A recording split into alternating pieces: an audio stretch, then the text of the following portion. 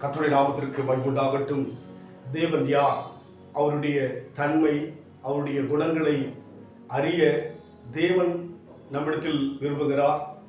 அப்படி அறிந்தால்தான் நம் வாழ்க்கையில் வருகிற போராட்டங்கள், பிரச்சனைகள், சோதனைகள், தோற்று போவது போல சூழ்நிலைகளை மேற்கொள்ள முடியும். வேதத்திலே அதிகமான விளக்கங்கள் கொடுக்கப்பட்டிருக்கிறது.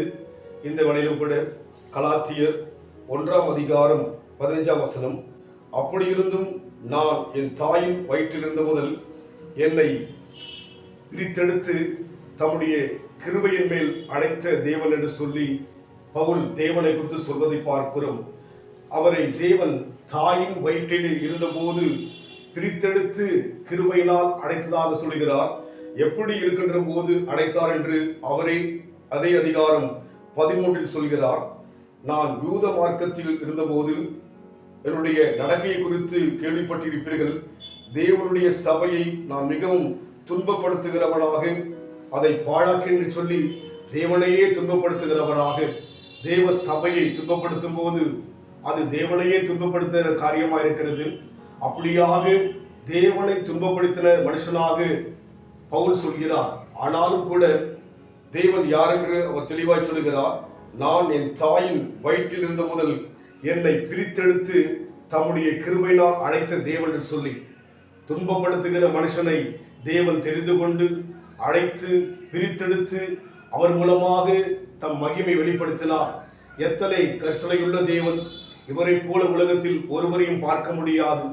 துன்பப்படுத்துகின்ற ஒரு மனிதன் என் வாழ்க்கையில் கடந்து வரும்போது நிச்சயமாகவே என்னால் அதை ஏற்றுக்கொள்ள முடியாது. ஆனால் பவுல் வாழ்க்கையிலே தேவனை துன்பப்படுத்தும்படியாக, தேவ சபையை துன்பப்படுத்தும்படியாய் எழுமின போதிலும் கூட அவர் சொல்கிறார், என்னை தாயினுடைய வயிற்றிலே இருந்தபோது அழைத்து அவருடைய கிருபையினால் நடத்தினார் என்று சொல்லி.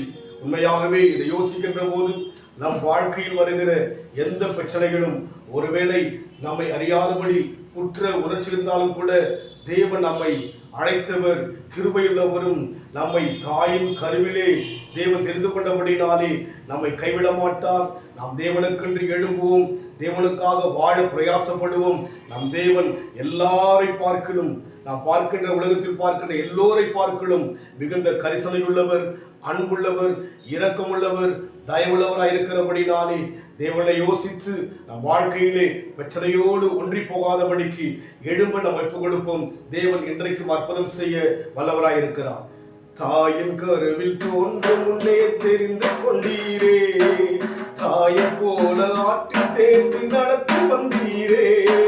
தாயின் கருவில் தோன்றும் முன்னே தெரிந்து கொண்டீரே, தாயை போல ஆற்றி தேற்றி நடத்தி வந்தீரே. உங்க அன்பு பெரியது, உங்க இரக்கம் பெரியது, உங்க கிருபை பெரியது, உங்க தயவு பெரியது. ஸ்நேகத்தால் என்னை நேசித்தீரையா, காருண்யத்தினால் என்னை இழுத்துக் கொண்டீரே. அப்படி இருந்தும் தாயின் வயிற்றிலிருந்து என்னை பிரித்தெடுத்து சொல்லி பவுல் சொல்கிறார்.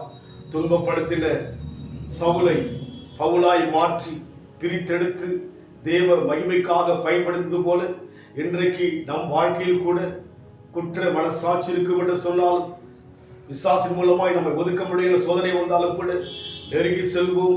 தேவன் நம்முடைய காரியங்களை கருத்தாய் பார்க்கின்றபடினாலே, அன்பின் ஆண்டவரே, எங்களை உமக்கென்று பிரித்தெடுத்தபடினால் சோதரையா, பிரிக்கப்பட்ட நாங்கள் தேவனுக்காக வைராக்கியமாய் வாழ உதவி செய்யுங்க, ஆசீர்வதிங்க. இயேசுவின் நாமத்தில் பிதாவே, ஆமென். கர்த்தர் ஆசீர்வதிப்பாராக. God bless you.